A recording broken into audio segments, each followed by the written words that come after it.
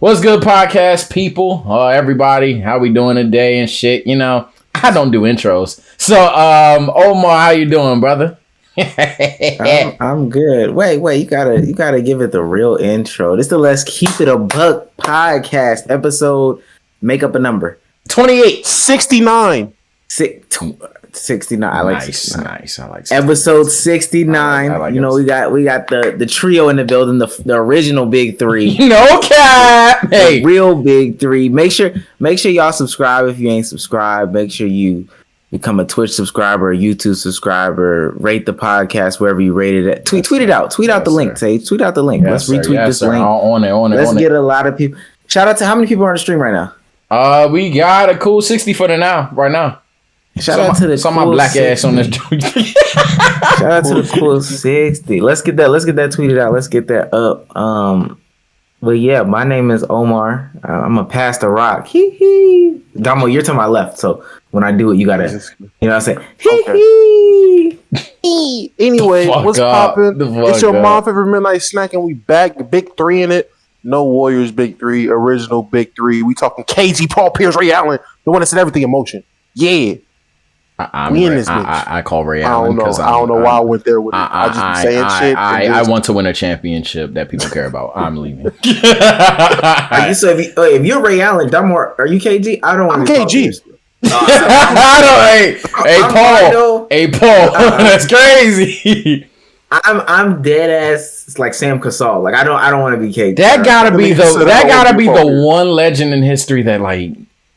Nobody gives a fuck about Paul Pierce. It's like a unanimous thing. Like, I don't want to be Paul Pierce, nigga. What the fuck? I don't want to be that nigga, bro. I don't care about no fucking Paul. No one has ever been hooping and was like, you know what?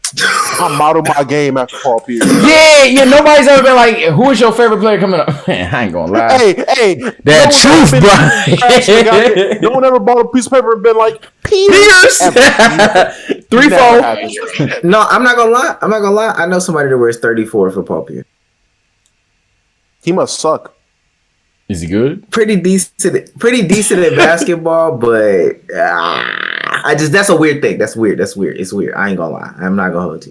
But speaking of Paul Pierce, hey, he got fired for what? Having thoughts on the gram?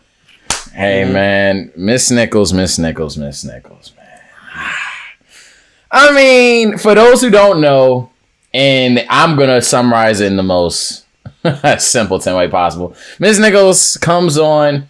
Oh, that doesn't come on live air, sorry, but a phone call was leaked. And long story short, Rachel Nichols was caught lacking big time. She basically said that Maria Taylor, if you guys don't know who Maria Taylor is, she's a black spokeswoman for ESPN, long story short, well qualified to host the finals. Let's cut to the chase. Well qualified black woman. Rachel Nichols basically says that's a diversity hire. And backstory about Miss Nichols, she is pro BLM, Me Too movement, all of the like morally good things in life. She's for that. But yeah, something. Hey, allegedly. You're right, allegedly. But behind the scenes, we have her saying that these things, when they are applied into actual meaningful situations, are diversity hires. So yeah, basically. Oh, and she and what really, for those who defend her, what really set my breaking point personally was when the other dude, wasn't that like LeBron advisor some? He goes, yeah, man, I'm tired of this Me Too BLM movement shit, and she started geeking, like she started bust out laughing. So she's getting a Rachel Nichols ain't lie defense or anything. At the same time, she obviously received a lot of slander. We'll start with Many, you. Fuck it, Omar. All right, we started with Omar. How do you feel about this, man? How do you feel about Miss Nichols? I'm not going. Ain't no need to sugarcoat it. I'm gonna take the Stephen A. approach. You know, he say ain't no need to sugarcoat it. Cut to the chase, and then he take the longest way around it. But no, for real, ain't no need to sugarcoat it. I've had this conversation several times this week on Green Room and other platforms and stuff like that. Rachel's racist. Rachel, she said what she meant. She meant what she said. This is just a case of white women, and again, like that's just, it is what it is. She showed her true colors. I don't care what nobody says about her job being threatened and all this stuff like this. My only thing is if you claim to be an ally, that means you're willing to sacrifice your own job if it means the advancement of the people that you claim to be an ally of. So, I mean, and then to put the bow on top was truly the LeBron spokesperson, who LeBron hasn't said anything about. They haven't said anything about, which was a little weird. I don't know however you slice it. That was weird to say. It was wrong to say. And then her laughing about it as if it was the Cat Williams. Like facts. Yeah, she laughed like it was just the facts of it all. That's what I'm saying. She, hey. Yeah, it wasn't, he ain't saying it in a funny manner. So, yeah, just a nasty situation. And then for her to get replaced, I mean, hey, you make your bed, you lay in it. So. Hey, Dom, you go ahead, but I just want to say one final thing before I get my take later. Seeing Malik Andrews and Maria Taylor on the screen at the same time. I love that song, man. I love that song. Go ahead, Dom. Well, I'm about to be the asshole of the panel because I'm not going to say I don't care, but I'm not going to call Rachel racist because personally, I'm sick of the Me Too and Black Lives Matter movement. So am I getting kicked off? Let's keep it a buck. No. But all I'm saying is, motherfuckers is being honest. Like I'm pretty sure there's a ton of white people that feel that way. They sick of this shit. Like I'm not mad at them. It is what it is. No, if you didn't know that motherfuckers was closet prejudice, because apparently racist and prejudice is two different things. Even though I thought it was the same thing growing up. If you didn't know motherfuckers felt like that internally already, I don't know what to tell you. I heard the comments, heard about it. Legit did not care. I was like, pretty sure a lot of people at ESPN feels the same way Rachel Nichols feels. She just got called lacking. Like Say said, she got called lacking. And now it's a big thing. Don't know who any of I didn't know who any of the two, other females, I didn't know who they were. Do you pay attention to analysts like that? Never. No, I don't. Yeah, I know. It doesn't. I don't really. It don't matter to me for real. Like after I realized Kendrick Perkins and Ryan Hollins got. All right, I give you that. I give you that one. I get. All right, that. I was like, analysts don't matter. Like that, I wanted to be analysts growing up. Once I realized Kendrick Perkins and Ryan Hollins were analysts, I gave that shit up. I was like, there's no point of wanting to be this shit. So I gave up caring about. Who gives a fuck what an analyst says now? Like them niggas are analysts. That job is he got me on that one. I disagree with a lot, but he got that one. I ain't gonna lie. I'm just keeping it high. Like I'm being so honest. Is it fucked up? Yes. I'm not gonna say it's not fucked up. I'm just saying personally, me, I don't care. Like I just shit I don't care about, I ignore, I move on. If you ignore it, it don't matter to you. Like I was seeing Low tweet about it like 8 times. Like, oh, Rachel Nichols this, Rachel. I'm like, oh, you know, folks got bills. So you know, folks got bills to pay now. Them tweets ain't paying nobody bills. Everybody tweeting ain't paying nobody bills. Over long term, the way Twitter works is Twitter, then it goes when a Twitch stream numbers come in. Twitter leads to Twitch a lot. I peep. Twitter goes. I'm just saying, I can't call her racist when she was getting clapped by Jimmy Butler. Apparently, I can't call her racist when LeBron James, who definitely clapped them cheeks on the side, as Savannah was okay with it. LeBron ain't said shit about it. I know she ain't racist, my nigga. Like she's not racist. She's just honestly, she probably was telling the truth. Like who knows if she wasn't a diversity hire? There have been so many diversity hires, signings, fucking lead roles given to black people because of what happened. Come on, people. Let's not. I can't. I'm not gonna disagree with that. But all I'm saying is, you claiming to be an ally when it's time for you to be your ally, you can't all of a sudden. Hold on. It can't be me. It could be somebody else. And that's what white women do. Like on a serious tip, that's what white women do. When it's time for them to put up or shut up, that's when they play the "woe is me" card and they stand next to the white men who do their dirty. And she was laughing with this white man who was doing his dirty. And honestly, even the apology, I know Sage probably wanted to talk about the apology. Oh, the apology was like 30-second skit. It wasn't even real. I love my team. Yeah, same thing would happen. Hey, I got caught. My bad, y'all. Basically, like. And then said, anyway, the finals. No. It wasn't a real apology. That's how you know she didn't fucking care. Like that's and still doesn't. Like, and it's fine that she doesn't. I mean, we just know who white. I mean, she's a white woman. This is what you expect from white women. So I don't know what to. Can I say that? You can't say that? No, you can. You can. Hey, man, I'm going to just put it like this plainly. I agree with damn near like 99.9% what Omar said, honestly. My whole issue with the situation. I'm with Dom in the sense of I don't care, but so much. Like, I don't care about the analyst thing. I think that was the good point. Because I don't give a I ain't gonna lie, that was a good point. I don't care about analysts. But I disagree with everything else in the sense of I'm with Omar. Like, I ain't gonna bullshit it. It's just the way we live. Rachel Nichols is I painted it this way. Rachel Nichols is a white woman, right? Let's just leave it at that. Maria Taylor is a black woman.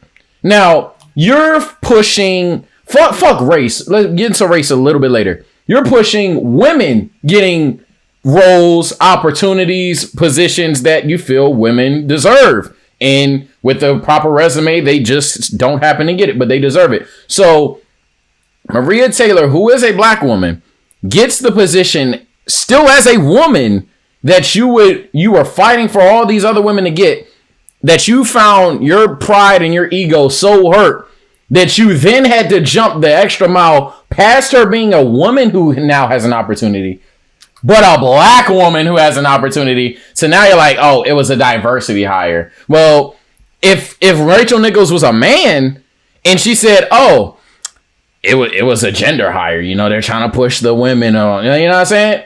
How would that be looking right now? Not about the same level, right? No cap, maybe a bit worse, maybe a bit better. Who knows? Worse. Yeah, right. A bit worse, right? A bit worse. So she is a white woman who somehow can't advocate for a woman getting the job, let alone a black person getting the job. But yeah, she's the first one out there with these players. Like you said, fuck it, let's go to mouth. She fucking Jimmy Butler, fucking LeBron James out there taking all that dick. But when it comes time to support, can't do it. That's crazy. But hey, Omar said it a lot better than I did, because I'm not gonna go that far, but I don't disagree. So hey, look, I'm not surprised. Let's just leave it. I'm not surprised. Not even a little bit. It's in life, just all I can say, young brothers and sisters, watch out. just watch out. I don't disagree with what Damo's even saying either. Well, partly. I mean, and what she said too, ESPN, white America, like they have issues with diversity. They have issues with gender equality. They have issues with all this stuff. Like everybody's saying, like somebody said on Locker Room, Taness said on Locker Room, you would just create two positions as opposed to having it be only one or whatever the case may be. And mind you, I don't necessarily even know what the role means either. Like I've heard several accounts on different platforms about what the role technically is, but nobody's disagreeing that there's not like an issue with diversity, any pressure whatsoever. Yeah, I'd be ignorant, but that's anywhere. But still, in this opportunity, you had a chance to really put your money where your mouth is as far as the ally goes, and you did what I thought you would do. You did, and the other thing, the last thing that I want to say, did y'all see when it actually came out? Like when this actual recording happened? Nah, not yet. The recording was actually from last year's finals. It was like a year ago. Wow. And during the BLM stuff, yeah. Wow. Yeah, and it's just getting dropped now. So with that being said, and I'm here to hold everybody accountable. ESPN knew about this for sure. The dude that recorded it sent it very soon. They sent it to Maria Taylor and her camp and a couple other colleagues at ESPN, and they sent it to ESPN. He got suspended soon after, but they knew. Rachel knew. Adam, the dude that said the whole BLM thing, he knew as well. And LeBron knew. Now, what you know and what you do with that information is two different things. They just didn't act on it, which is also very telling for me. And even if you claim to be, they knew. Nobody did anything. Yeah, basically, they knew. Yeah, you know why though? Like, I mean, no, we do know why. Very easy. Why? Niggas don't care. Like, I do know why, because on this podcast during that finals, like I don't want people like I'm not like y'all weren't here, so I'm not gonna say y'all. But literally, me, B-Souls, when Justin was on the panel, Word was on the panel, during the finals, we sat here and said, yo, this BLM shit during the finals is pretty fucking much. Like, let's keep it hot. In the bubble, when every commercial is, say her name, that shit is so fucking much. Like, when everybody has don't shoot me on their fucking jersey, when everybody has say their names on their jersey, when everybody has all this shit on their jerseys, but no one's actively doing anything other than Kyrie. Kyrie was in them streets doing something. There was a percentage of players doing something. But when the masses is doing nothing but putting hands up, don't shoot on your fucking jersey, what is this? Like, no one's doing anything. You're just trying to appease the fucking masses to look like you're doing great. Like, to look like you're a part of it. You can say that. You can say that. White people can't say that. Hey, I was thinking that. I weren't going to go there. I'm going to say this, though. Kyrie Irving, I'm glad you brought him up specifically. Kyrie was where I was like, all right, let's see what y'all think. like anybody that was like, Kyrie, you're just stupid. You're ignorant. Like, I was like, Kyrie's whole ideology, and correct me if I'm wrong, but the way I perceived what he said and what I know of what he said, he was basically like, bro, we shouldn't be playing. It's not the time to play basketball right now. It's like serious shit going on in the world. We shouldn't be hooping right now. And everybody that was just like, bro, you just don't want to play. Okay, you're pussy out. I was just sitting there. I was like, okay. It was about the money though. Last year was all like 100. Last year and this year, and I guess this is the totality of the season. And as we're winding down or whatever, all this was about the money. And you see what happens at the end resorts of these money injuries, people unhappy. I mean, star players are voicing their opinions about their distrust and displeasure with the league and stuff like that. Adam Silver, they did that little press conference yesterday from game one. I want to go back and look at those questions, but I'm pretty sure he avoided the question about shortening the season because as much as people claim when he first got into the league, Adam Silver is so great. As far as I'm concerned, he is really blew this series. He blew this year and he blew last year. And he's about to have people hurt for a very long time. Like KD is just coming off of what is it, Achilles or ACL? What was it, Achilles? Oh yeah, Achilles. Tore his Achilles, then came back, went crazy in the playoffs, went crazy during the season, jumping straight into USA basketball, only to jump into the next season right after that, and he's 30, he was geeking for All-Star Weekend. He was pressing All-Star Weekend, man. That shit was... Oh, wait. Niggas don't have to play in a USA game. Like that. This is what I'm not understanding. We can't put players going from the season to playing the USA games on Adam Silver. Like, players have options. You're not forced to do it. If you want to do it, that is 100% on you. Now, players rushing back in the playoffs, you can kind of be like, all right, there's pressure from your team. There's pressure from this, that, and that. That's that. But the USA shit, if players decide to play, that's on them. Because it's been plenty of times when niggas was like, I need rest, and decided to sit out. And that's why you had motherfuckers like B-list niggas, though. C-list niggas playing on a team. So I'm not about to sit here and be like, oh man,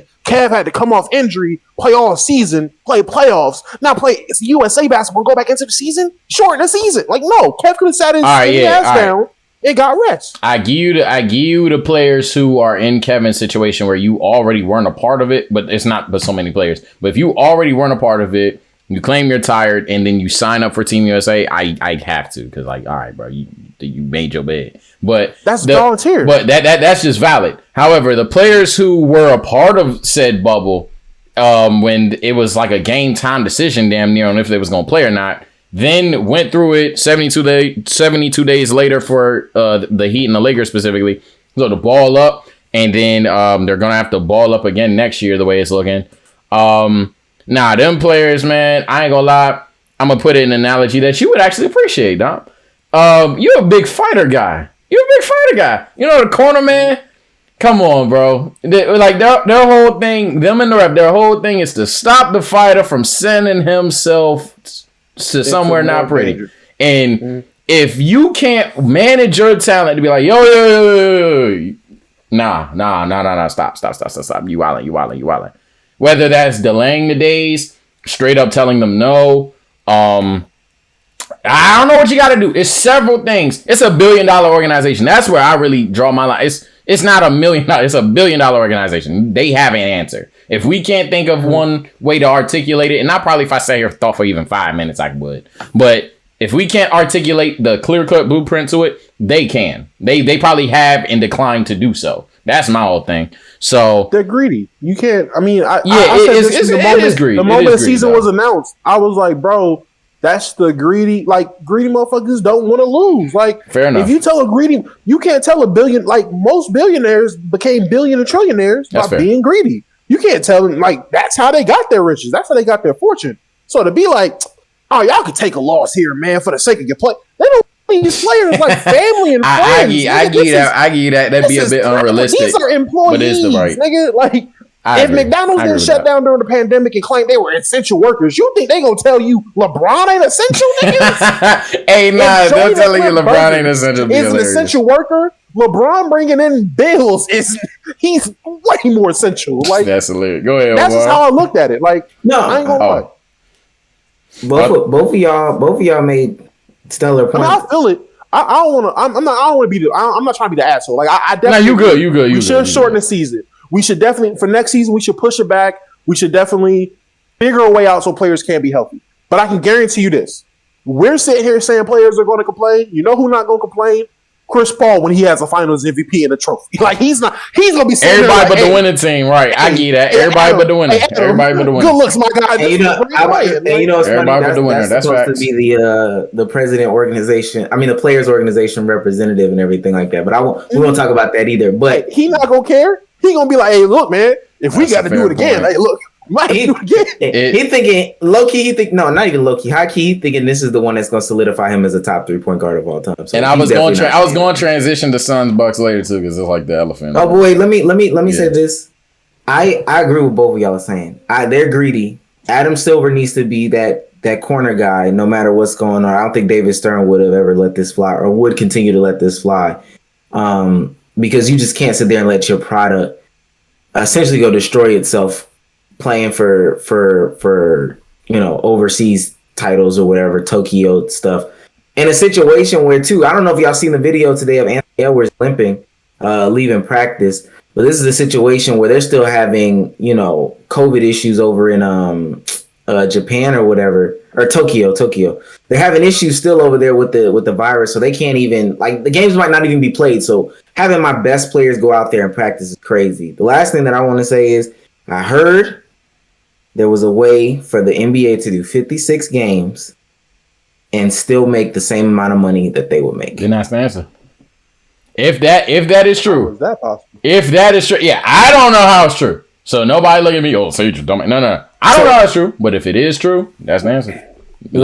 They should have been tested 58 games. They should have been tested 58 games. And the concept is really it's really easy to grasp. It's like the football concept. The reason why football draws so much attention is because it's a soap opera or it's that Sunday night special. It comes on once a week. If you miss it, you miss it. So 56 games apparently puts it at I think two national games a week or something like two games a week. Everybody's playing 2 games a week, and they're bigger draws. So then you would be able to justify bigger TV contracts because the ratings should go up, more ticket sales, more product pushes. You will be able to push all these things up because there's less games. Same thing with football. Mm-hmm. Football, you get 8 chances to see your favorite player or to see your home team play. And hell, if it's a situation, I think Tom Brady's played in Atlanta maybe 2 to 3 times in his career or something like that. I could be wrong on that math. I think I heard that stat one time.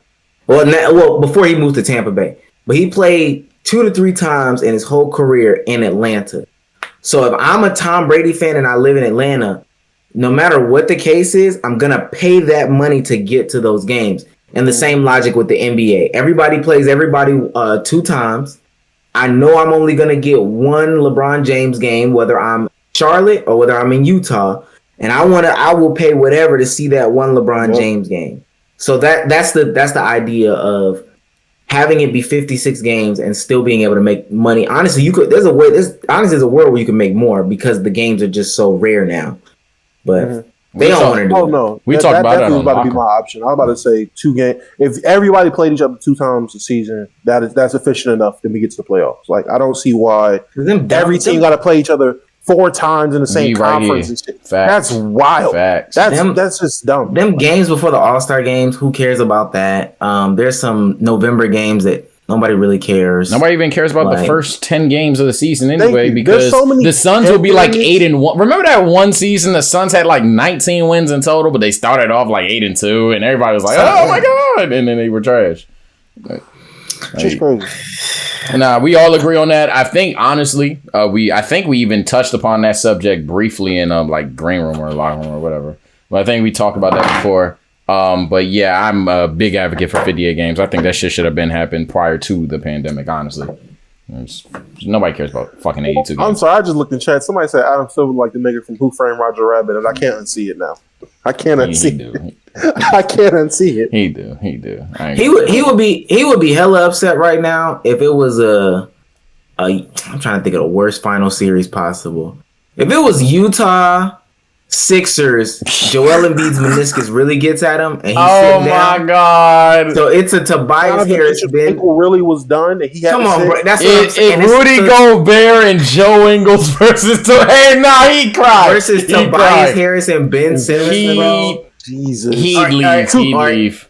I was gonna say just as bad. Like that ankle injury that Trae Young had really got to him. So it's Bogdanovich and John Collins versus Rudy Gobert and give up. And Bogdanovich, nigga. And Bogdanovich. He'd rig a sweep. He'd rig a sweep. Boggy versus Bogey. Come on, bro. The only people watching is Serbia, bro. Oh my god. Serbia's turning. They're trending on Twitter. They're gonna trend on Twitter immediately. Oh my god. He can play if he wants to. Next season, honestly, is gonna be even crazier. The 82 games is gone. Like, He'd rig it. It's whatever. I'm Silver playing tournament. Nah, I don't want to talk about that lame shit. Raven, nobody gotta talk about that right. Oh, okay. Let's talk about the finals. Look, man, how are we feeling? Let's just start it off with the brief, obvious question. How we feeling about game 1? How we feeling about the Suns moving forward? Cause I ain't gonna lie, I like what I saw, man. I ain't gonna bullshit. I know there's a lot of optimistic Bucks fans out there. I loved what I saw from Phoenix. I know Giannis wasn't on timing. I know Drew shots will probably be Giannis' shots in the future. And I know Bud even finally played Giannis at the 5. I find we saw a lot. But I ain't gonna lie. I think the Suns got this in the bag, fool. I ain't gonna hold you. I think Chris Paul, he ain't going. This is why I be trying to tell people basketball is more than just statistics. It's heart sometimes. And it's clear as day. Chris Paul is not going. He is not going for it, bro. There is no PER per 36, 75, 128, bro. He's not going for this shit, dog. I'll tell y'all this, and I want Damo to go after, but Chris Paul, dead ass, still believes that there is a debate between him and Curry for 2. I think both of them. He does believe. One is Magic, but Chris Paul thinks 2 is a debate, and he thinks if he wins this ring, he wins it. He will be 2, and that's perfectly fine for Chris Paul to think. Perfectly fine for Chris Paul to think. The actuality is no. But no. But Chris Paul believes that, and Omar believes it as well. Omar, go ahead. You don't want to be in the hot seat. I feel it. Well, let me go ahead and put all the hotness on me. Let's go ahead and keep it hot. Chris Paul wins the Finals MVP. He's officially number 3 all time, behind Magic, and Curry's still number 1. So my list. I definitely put him above IT. Respect the fuck out of Zeke, but Chris Paul, in my opinion, is just better. This will give him that ring. Would definitely put him, especially the timing of the ring, when a lot of people did not think he would get it. The team he's playing on, no one's seen this coming, except for probably like 5 Suns fans who were very, very optimistic and biased. Like in the beginning of the season, like, oh no, we got a shot. Like other than them, no one's seen this coming. Chris Paul legit went 2 years in a row with teams no one had any expectations of being great for, and made them good to great. So he definitely moved up a lot for people. He moved up a lot for me. I'm putting him 3. He's definitely 3. He fucks around and wins 2 more. We got to have a conversation about him being better than Magic, in my opinion. But that's just me. And as Curry a player, at that better point, sir. Nah. He's not better. Curry wouldn't be untouchable if Magic is touchable. I'm not saying Curry's untouchable. I just think Curry's better than Chris Paul. Just no matter what CP3 does. Well, he's I was saying if Chris Paul got 2 rings and you going to debate it, but it's petty anyway. Who cares? But I'm still going. You would still have Curry. I probably would too. I still got Curry 1 just because at the end of the day, like I grew up playing big man, and to watch legit the style of play that I grew up with be a non-factor in today's basketball because that light skin Messiah, I just can't. I dig it. I'm the biggest advocate for the GOAT point guard as a debate. I still side with Magic, but I'm trying to tell a lot of people who got Magic, hey, motherfucker say Curry, I'm not calling him stupid, bro. I'm not gonna lie. I think it's a debate. Magic. I got Magic though. Shut up. I know where you're going. Shut up. No, Magic Johnson fire, bro. But all right, so go ahead. Let me say. All right, you got fire. Let me say this. I like the Suns. I think, are we all on the same page, Suns? Mm-hmm. I'm not gonna lie, Suns. Skip Bayless was wilding with the sweep, but I'm not gonna lie. I don't know why I want to say Suns in 5. I don't know why. I just want to be like, I don't see this. I see it being a very good 5-game series, like competitive, but I think the Suns win 4 out of 5. I ain't gonna lie. Why do niggas keep putting Oscar in their top? Ignore it. They. How many people are here? That's what I call the I'm different thing. The everybody walks right, you walk left. That's the I'm different take. That's the I'm different take. Just let it rock. Just let it rock. The only time you talk about Oscar is if you're talking about triple double. That's the only time people talk about Oscar. Bro. Unless you giving him what he wants. You want to be different. You giving him what he wants. Yeah, nah. I'm sorry. All right. No, I mean you're not wrong for doing it because fuck it, we're on a podcast. But I'm so numb to the shit like that. Like people want to stand out at this point. No, like, just can't even tell you what Oscar you don't did. Genuinely go to sleep and say my best point guards of all time are Magic Johnson and Big O. No, you don't. I don't talk about segregation basketball. So facts, bro. Jim Crow basketball don't matter to me. Jim Crow, listen. Come on, man. Them Jim Crow leagues don't matter. When they had whites only water bottles on the bench, like, I don't care about that. Niggas was winning championships and had to celebrate in different locker rooms. Like, come on. They had to do team meals, and like Bill Russell had to sit in the back of the restaurant. Niggas had to change in a whole different locker room. So I don't. Niggas' rings don't even got real goddamn diamonds. They got Cuban zirconias, bro. They don't even care about black people back then. And I'm not even gonna lie, he definitely didn't get the ring that season or the next season. Bill got all his rings in like the 80s. He retired. That's what I'm saying. Yeah, bro. I don't. He was coaching. When he was only a coach when he got all his rings. Bro. Like, I don't care about that basketball. Why did y'all just go on Big O when he got all his rings, bro? Like he got all his rings. He was coaching the Kings, bro. I don't care about black and white basketball. Matter of fact, Go ahead. No, I was gonna say even then, like even the white players that were getting rings, they were getting K Jewelers rings. Like I don't care about that. I don't care about Y'all know them rings don't matter when he was willing to give one to KG if KG didn't win with the Celtics. Come on, dog. Who the fuck just gives a nigga a ring? You know them rings ain't mean shit to him. He was like, bro, these shits ain't even real gold. They were from Zales, bro. They were from Zales. It was gold plated. Like I don't care about that. Are but what I was gonna say is, I think we got Suns in like 5 or 6. I want to say 6. I want to give the Bucks 2 games, to be honest with you. And it's not even like they're underdog. I just think the Suns are gonna win. It's not like the Bucks don't have a chance. I saw someone in chat go, "Oh, so if Giannis went, it's 50-50. I just really think the Suns just aren't gonna lose. I think it's just set in stone. If the Bucks do win, though, I will say if the Bucks do win, if whoever wins, we're talking about like legacy defining for both of them. If Chris Paul wins, like we said about the point guard thing, if Giannis wins, I saw something on Twitter the other day. He will basically have every major achievement before the age of 26 or 27. Giannis would look ridiculous with a ring. Oh my god. On paper, Finals MVP, ring, Defensive Player of the Year, MVPs, winning both simultaneously. I think the only thing at that point he wouldn't have is like a scoring title, but at that point he would literally have everything else in the scoring title. I would feel like it's a level down. So he would be crazy on paper. Scoring. Yeah. So, but I just feel like the Suns got it. That's just me. Everything I'm looking at, they want it more. They got some real dogs over there. I applaud the Bucks though. They got some people that they want to play, but at the end of the day, hey, it is what it is. Chris Middleton's finally going up against the actual defense, and we'll see how that pans out for the rest of the series because he was eating the Hawks alive. But I guess we got to get to the conversation that I said on Twitter. Two things though. Go ahead, man. I heard a take that the Bucks actually run better without Giannis. And how do y'all feel about that? Because when they played Atlanta, they had like real offense, like they had real flow, and it made sense. Like it looked like basketball. Like not even trying to be funny, but it looked like they were running an actual basketball system. Giannis is a special guy, and special guys make you do special things. I guess if I had to do a football analogy, when the Titans had Chris Johnson, speed demon, going crazy. That's a great comparison. But he can only do like two types of runs. We're doing a swing out to the left, a swing out to the right. There's no in between. We're not mixing it up. There's nothing crazy. He's trying to hit the edge and he's trying to get going. So when you have that, like, it's easy to scheme that. We understand what you're about to do. Sometimes it is unstoppable, but we're doing that.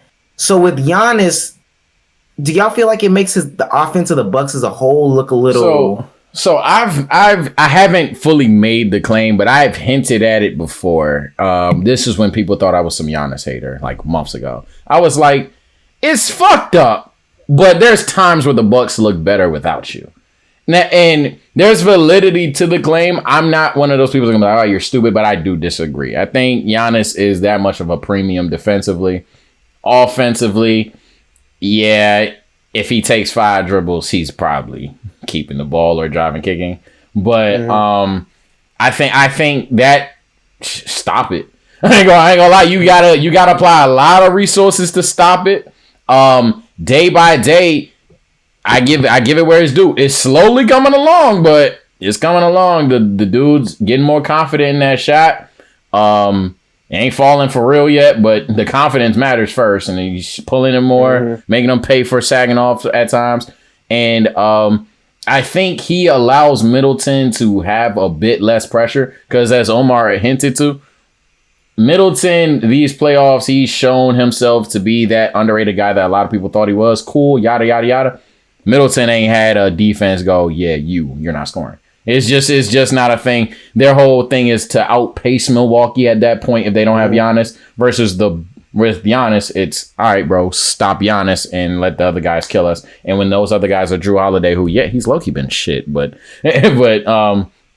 Drew Holiday and Chris Middleton, Bobby Portis, Dante not there, but you get what I'm saying, the supporting cast, Tucker, Brent Forbes, etc. Yeah, when it's about making those guys play a specific role, I think that's where they're optimal. So I can't go as far as to say that it's better without Giannis, but I see the logic, and I'm not an ignorant motherfucker. They do play a totally different style of basketball without Giannis, and if that's what you prefer, that's tough, but I probably still say with Giannis, they're better. But I could see the argument. I would say one W comparison with the Chris Johnson thing. Oh, yeah, perfect comparison. Like, I had a look of a start. Shit. I knew exactly where it was going. CJ2K is that fast-ass motherfucker. If y'all don't know. Not even that. Woo! That boy. If y'all wasn't in that CJ2K era, bro, y'all don't know what y'all was missing. CJ2K. But it hit me like these niggas really had one era of having the fastest nigga alive at running back to go into another era of having one of the most dominant brute forces in the backfield to run just up the middle. Like, just how Omar said, there's only one way he's going, left or right. With fucking Derrick Henry, he's only going one way. In the middle this way. He's going right there. He's going right there. Like, I was sitting here like, it's wild. They did the same thing, but just opposite sides of the spectrum with the anyway, Giannis is definitely it is wild how they do look better offensively without Giannis because the ball can move, fluctuate more people can get involved. But like Omar said, when you have a special player, I say you gotta do unconventional things like force feed that nigga the ball and let him work. It's been that way in the history of the NBA. Every special guy with Jordan teams, legit, they function literally the year he wasn't there, they won 2 less games without him. They functioned just fine. When he came back, didn't matter, nigga. It's Jordan. Like, Jordan's going to do what Jordan does. He's a special guy. That's just how it is. That's the name of the game when it comes to basketball. Special guys get special treatment. They got to carry you. That's actually a really good point because, funny, that's coming from Dom, who don't fuck with MJ. But Funny enough, that's actually and oh my gosh, I get damn no for no MJ fans, huh? Man, fuck that ball headed minutes, bro. Like, I don't watch basketball that's in 240. We're not doing it. But nah, that's a valid point though, because a lot of people talk about the Scotty call, yada yada yada. True, they did not make it. You could argue the call goes their way, they do. But the point is, MJ had the motherfuckers win 3 in a row. Yeah, you do what you got to do. You do what you got to do. I would just say that I feel like there's some conversation to be had about it. And I was in one of my rooms and I was saying to them, no matter what happens at the end of this offseason, they're gonna have to make a move. Like Milwaukee has to make a move. There's no championship team that just stays stagnant. Agreed. And with the roster that they got, unless folks just retire and stuff like that, they're pretty locked into the roster that they got. So it would be if I was the ownership, I would seriously look at a coaching change. Now, let's say they win the title. Bud, you did great. You won us the title. However, we just want to explore a different this offense. Is interesting. I want to see what Giannis could be in those different roles. Like as we all been saying on Twitter, it's crazy that Giannis at the 5 is like a crazy thing. But I want to see Giannis in different roles. And if we're talking about improvement, because next year, that 3-headed monster that's in Brooklyn is going to be back. They're going to have some pieces. They might even mess around and retain Spencer Dinwiddie. It might not have the... Yeah, that's the name that people forgetting, man. I'm not saying he's a bad... No. That's a bad motherfucker. That's a bad man. But so, if you look at these other teams in the Eastern Conference and the Western Conference, teams are going to get better or at least make moves. What are you going to do as a championship team if the Bucks win it? And an option I would explore is firing Mike Budenholzer and getting in a different coach who is willing to explore an offense, who is willing to do some different things with Giannis and with the core that I got. Do you know how wild it would be for them niggas to win and be like, hey, yo, Mike, we finally did it, but my guy, pack your bags. Like, I would fucking flip, bro. Like, that would be so heartbreaking. It would be some Bill Belichick, like, cutthroat type stuff. But this is the thing about, like, asset management and stuff like that. It's not about what happens with the resource at the time that you get away from it. It's about you kind of seeing like what the projection. You a big football fan, bro. I ain't gonna lie. I can peep it. But that's how they do Bill it. Like he's like, yo, bro, this linebacker is at the peak right now. But in a year, 2 or like he's not gonna be year too early for year too late. That's Bill right there. Year too early before. That's the saying right there. And I might change all my names. Do it a year too early before a year too late. If Mike Budenholzer goes out there, gets a job, and does phenomenal next season, that's fine. But if I bring in a coach who puts Giannis at 5 and we run some small ball lineups that make him and Chris Middleton and Drew Holiday great for the next 5 years, then I don't know it was all worth it. If I could bring in like a Nick Nurse, like come on, like they got Nick Nurse, I quit. I ain't gonna lie, they got Nick Nurse. A year too early before a year too late. So that's just the way I see it on the whole. Do y'all want to have a quick football chat? Because I see a couple people in chat saying let's bring up football. Do y'all want? How many people are in there? How many people are in the chat? We got. Oh my God, 133. 133. Put a poll up, yo. Put a poll up. Y'all want to talk about football? Y'all want to talk about football? We can talk about football. Yeah, just yes or no, because we got the topics. Just yes or no, because I'm telling y'all right now, y'all want the football duff. Hey man, we can get the other one that I wanted to. Other legacy defining thing if the Suns win. Y'all already kind of alluded to it, but I said if Chris Paul wins this Finals MVP this year with the Finals victory and all that. Curry has never been the best player on a championship team. I'm sorry. I saw the tweet for those who he's listen, he's never, I got to get the zoom in one. He's never been the best player on a championship team. Come on, man. If Chris Paul does this, and this is how Chris feels, what does this mean legacy-wise? I can't even believe that, man. But you don't know why I don't say. You want to know why I'm not indulging? You want to know why I'm not indulging, Sage? Because I personally asked Eagle Dollar, does he think? Hey, he did. I remember myself. I literally went up and asked the man. You know, he told me the same thing Kwame Brown said about the. No, like, I was doing everything else. Scoring. I was doing everything. I was doing all the shit that wasn't on the box score. You know, in my opinion, I would give it to Curry because I feel he deserves it. But you know, people really underrate how much I was doing that didn't show up. That's exactly what he said.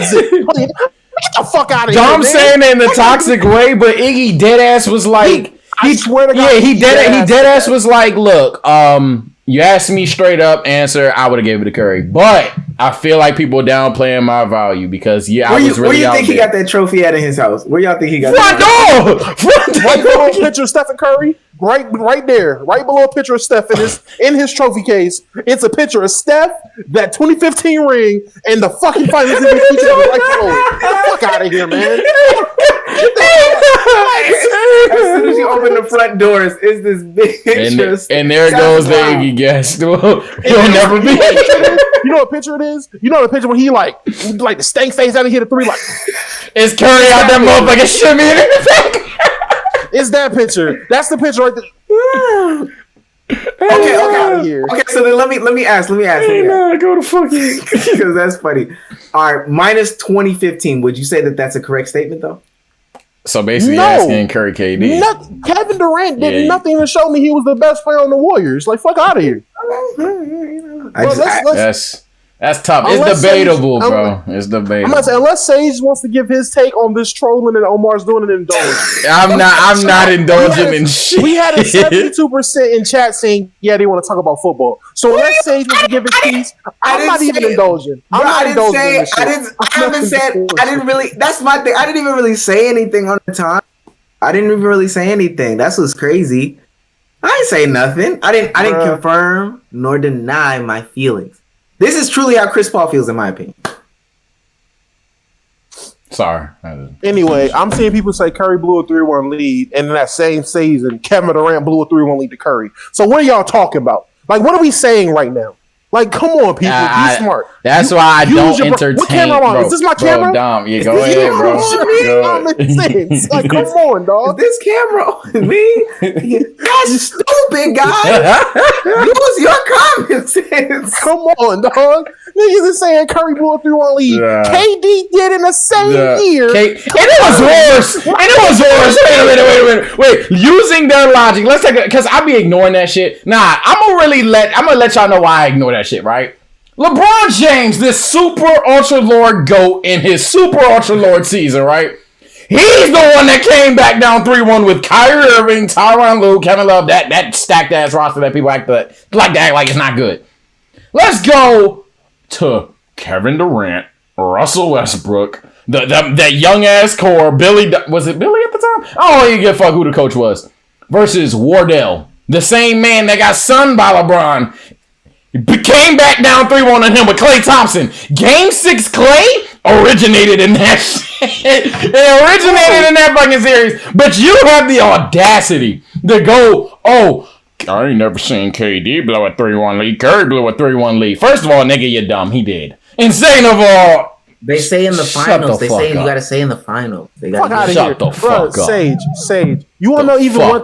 I'm gonna take it one step further. Go ahead, bro. They deserve it. They deserve it. Just to indulge in these niggas even more because I'm hot now. Curry blew a 3-1 lead after Bogut gets hurt. Oh my God, the injuries. Gets suspended. All that. Tell me what happened to the Thunder when they blew a 3-1. The nigga hold on. You lacking on some injuries. Wasn't gone. Ibaka wasn't gone. The nigga Curry hand fucked up. The nigga Kevon Looney, I will say for the end of time. How the hell did he walk? Motherfucker spine. Was it 2019 or was it 2016? One of them his little spine. Yeah, that spine. How the fuck was he walking? And niggas is on Curry. Shit crazy. People probably haven't watched that scene.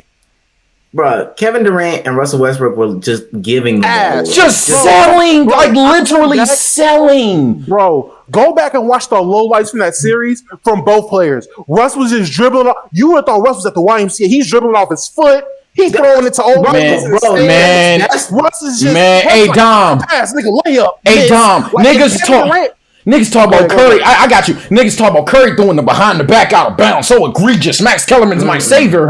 This nigga Kevin Durant, motherfucker, overhead. Oh shit, the ball's gone. Like this nigga, bro. Not even that, bro. Oh my god. Kevin Durant get the ball at the top of the key and triple team that says, you know what? Come on, bro. 17 on the clock. Come on, bro. Kevin Durant was out there like, you know what? My team is not gonna blow a 3-1 lead if I got anything to say about it, Chuck. Hey, shit, and then get this. Russ is like, KD, you're wildin'. Let me do this. I got this. Let me do this. You know what's crazy? Turnover. That's probably the most egregious thing to me. It was like Russ came down, and we'll say he had a lapse of judgment. He dribbles the ball off his foot, but this is like in the last like 3 minutes of the. But dribbles the ball off his foot. KD's like, bro, I got this, bro. You fucking up. You finna sell it for us. Let me get it.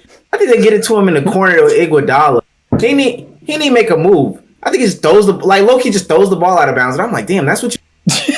Russ, he was got this for that. And then Russ was like, I got it, bro. Goes for a layup and throws it off the. Yeah, that's ridiculous.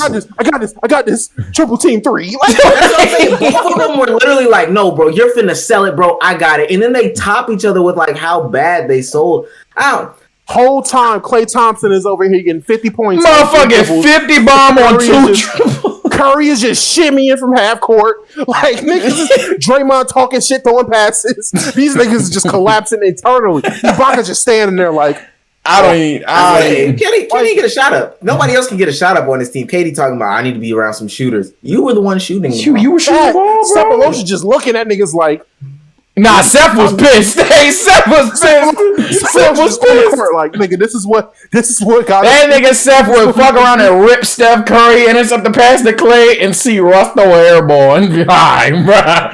Fuck. Cephalosha wanted to play make, but nevertheless, he did. Nah, yeah. Who y'all got winning the Super Bowl, man? Who y'all got winning the Super Bowl? This is shit. That is a way too early prediction. The poll one said yes. We yes on the football, man. Unless there's another topic, please tell me because I don't know the topic. Luka is gonna leave. Oh my god! Football. I'd rather talk football. Luka's gonna leave America to go play. All I'm gonna give him is I don't know why. I don't know why. I don't believe it at all. Now you a little bit. Nobody think I'm swaying. I'm not swayed. Damn.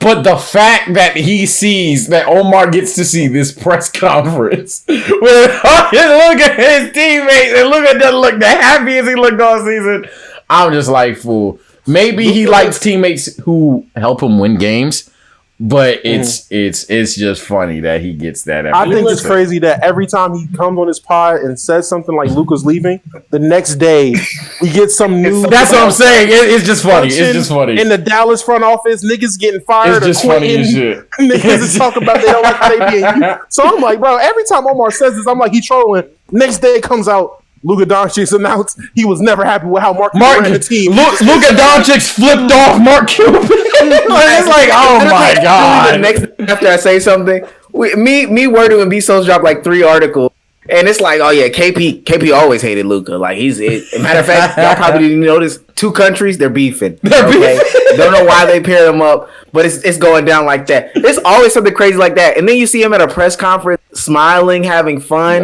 with people his age that speak his language. They listening to the same music, and they winning basketball, playing the way that he actually likes to play. He's low key playing a little bit different overseas too. He is. Like the way he wants to, bro. I'm not gonna keep saying it. People keep calling me crazy. Luka is, bro. He looks like he's having so much fun, bro. The only time I almost indulged, I swear to God, the only time I almost indulged in gay Viv is when he said that shit that one pod, and I woke up to the fire game. That was crazy. I said, what the fuck? Or going at it. I'm like, yo, this nigga Omar might be on this. Nah, it was like poetic justice. He just went on, like we really bit into it and we debated for like 40 minutes. And then first thing in the morning, new GM, Rick's gone. What the fuck? And then, look, Sage, on top of that, I'm just like, yo, this nigga Omar might be on this nigga Omar in the chat. I'm just saying. Hey, chat. In our Twitter group chat, this man Omar shrug shoulder emoji. Bro, I tried to. Hi, man. He drops the article. Look. We all see it. We all wake up and see it in the moment. He drops the same shit we just seen. I don't know, man. Am I crazy? Hey, you know what's funny too? I always say I'm not gonna say nothing. I'm not gonna say nothing. I'm not gonna say nothing else. Next clock comes. Hey, man. Y'all know Luka's unhappy. Like you wasn't gonna say nothing else. You weren't gonna say nothing. Luka see people on the timeline talking about the Hawks won the Luka Trae Young trade. Now the roles are reversed, bro. Bro, he wants out of there. He wants out of there. I don't care what nobody says. Tomorrow we gonna wake up and it's gonna be like Tim Hardaway Jr. announced he never liked playing with Luka.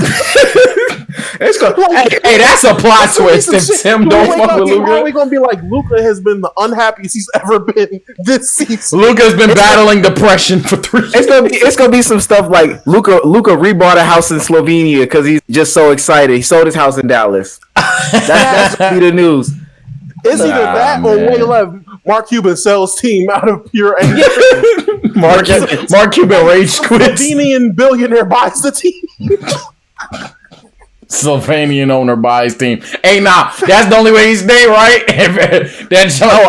I guarantee you, it's 2 people from that Slovenian team that are on the Mavericks next year. Oh my God. Oh yeah, definitely. It's about to be a Slovenian takeover on that team. Hey. And I think they got to play USA soon, so we're gonna see. Not even that. Them niggas, he gonna just start poaching niggas off the Real Madrid team. Like he gonna be like, you know what? Give me him. There's gonna be so many EuroLeague guys coming over playing on the Mavericks. The Euro Mavericks solo, that'd Dallas be crazy. Euro squad, Dallas Euro All Stars. I swear to God, watch. He playing with what's his name? Dragic's brother. He's playing with Dragic's brother right now over there. He love Boban. We gonna see, bro. I'm not saying nothing else. I'm not gonna say nothing. We can talk about whatever. I'm not gonna say nothing else. Right. What's the next topic, Sage? Man, next topic. Let me see. We got some dubs, got some else. Let's see. Y'all also scared to talk about the Hawks, bro. Y'all don't fuck with me. Man, what about your locks, nigga? What are we talking about? They're in Cancun. They with us, man. You know, if you're not, I'm talking now. Yeah, I'm just saying. They're home. Shout out to my Hawks. I'm a big fan again. Again? Fuck him! Hey, get this nigga out of here, bro! Somebody said something on the Mavs next year. Hey, that's almost worse than Shaq, bro. You know, y'all know what Shaq be saying? If you got Vitch in your name, you a good shooter. Hey, Shaq. He said something. I'm just looking. I'm like, what the fuck is something Vitch? And it hit me immediately. Like, shit. Wildin'. Hey, and I think the one in Utah, Bogdanovich I'm not gonna act like I know. It's Bogdan or something. Yeah, Bogdan. I think they're not even related. They're not. They're not. I think it's not Bogdan. It's Bohan. I think it's Bohan or Bojan. I gotta check. But what's it called? One of them, the one in Utah, Bojan. I forgot. The one in Utah, his contract is up next year. Listen, bro, you gonna see a lot of these players start to go to Start to go to Dallas because Mark Cuban is gonna try to keep it funky, and then 3 years from now, Luka's, you know, bro, I ain't never really liked American basketball. This shit lame as hell, and he's gonna leave. But that's not what I wanted to say. Oh, his contract's not. But nevertheless, what I wanted to say is my little quick tanking rant. Listen, for all you bitch ass niggas out there that tried to convince me that tanking wasn't the way. Listen, tanking is the way to go. The best way for these middling teams to get good players on their team, rebuild that roster, and if you lose fans, they'll come back when you start winning. All these Atlanta fans that I saw when I went to the game and all the people that were supporting the Hawks and everything, they forgot about all the years of us being a shit team because you know what? We got Trae Young. Okay, we got a good team and we're back in the mix. So tank it out. That's the big story for me. John Collins will figure out. Why was he so aggressive about that subject? I don't think they tanked on purpose though. Yeah, they were just trash. I think niggas did not want to go there. Like they went from the 2015 all around shit to just being some shit. I don't think they tanked. Good players won't go there unless they know you got a chance. That's the only time you're gonna sign somebody. Like if you don't look like you got a shot, niggas ain't going there. They didn't even try to do anything. Like they I don't know if y'all know, we let Al Horford go for. Like we didn't even try to sign a trade. We didn't try to pack. We didn't try to do nothing. We let him go. We sold Dennis for cheap. We sold Paul Millsap for cheap. We let Kyle Korver. We let Jeff Teague and them walk for free pretty much, or like a second round pick. So we let the tank was on. I'm not going. Maybe that was just their value. Did you not think about that? Hey, that's. I think let me say I want to say it was Jeff. No, Jeff Teague. We let go for that fifth pick. I think I can't remember. We did something with Jeff Teague, but Kyle Korver we just let go. Like it wasn't. Some of these players in Atlanta we just let go. But even if that's still tanking to me, like getting rid of some players that still have purpose on your team, quote unquote, letting them go for free, that's a part of your tank. We tanked. We tanked it out. We tanked it out. And this is the result of tanking it out. I believe in tanking. I don't know about nobody else. Tanking will work. I'm never an advocate for tanking doesn't work. I do think it's overrated, but it does work. I just don't think it's always the best method. But in a situation where you go from a painfully average team where you have 5 All-Stars and then you go to DeAndre Bembry as the savior, yeah, I ain't gonna lie, you might have to tank that one out, buddy. But I think they just sucked. Personally, I think they were just trash. By virtue of being trash, you fell into it. Atlanta. Oh, this is something that I was going to say for a video, but I just want to get y'all opinion. Atlanta in the NBA was not the favorable market at the time. And yeah, you couldn't sign shit. And the reason why I'm going to pivot from this, honestly, I was just watching vids, man, just watching YouTube vids. And I found your brother vid, actually. Shout out my boy. But I was watching the vid and I'm like, you know what? I'm gonna comment before I react to it on Twitch. And I comment, it was about the Suns. It was something about how the Suns turned it around in 2 years. And I was just like, yeah, small markets never win though. I was being sarcastic in the comment section. And someone goes, Phoenix is a top 5 populated city. I just want to see, maybe I'm tripping. Do y'all think like city population and market are like hand in hand? I personally think that nigga's stupid. But depending if y'all on the success of the team. Like, for example, I said by that logic, Indiana and Oklahoma City are bigger markets than Boston in the sports world, because why wouldn't they? Mm-hmm. I think the thing that people don't understand about like the market conversation is that it's a historical conversation. Like I think the history tends to like tell you exactly what's going on if you're a small market team or you're a big market. Then two, it's like a location, like what your state / city is about. So Miami, Texas, they're locations that people want to be in, whether what goes on in the city, and then income tax. So that's very important. And then 3, like Damo said, the success of your team. Atlanta's very populous. They're a very populous city. It's a very black city as well. However, we're not a market because, I mean, just the fan base and the success of the team and the history of the team just isn't there. So we're not a major market. I've seen some of those comments too. Atlanta's a pretty big market. It never has been. Thank you. Okay. It's also a football, like geographically, we're a football state. So yeah, I was gonna. Yeah, and I love that you brought up football. I was gonna say, so by that logic, the New York Jets are like a bigger market than the Dallas Cowboys or something. Like what? like nah. Yeah, it depends on the success of your team. Like for example, with the Suns through our lifetime, the Suns have been perceived post the Nash Suns, obviously. When they were basically the ass Suns of the 2010s. They were looked at as a small market because they were trash. But if they take this championship, which we all are agreeing that we think they're going to get it, they take this championship, they use this thing to be a top 5 to 10 team for the next 5 years. We're going to look at Phoenix as one of the they can turn it around. Thank you. I fully agree. Okay, perfect. Y'all niggas on timing. If you have a huge population, as long as you're successful, you can be seen as a big market. But if you're losing, it don't make a fuck about you. You're going to look as small as Oklahoma City. You're going to look as small as some of these cities we consider small market teams.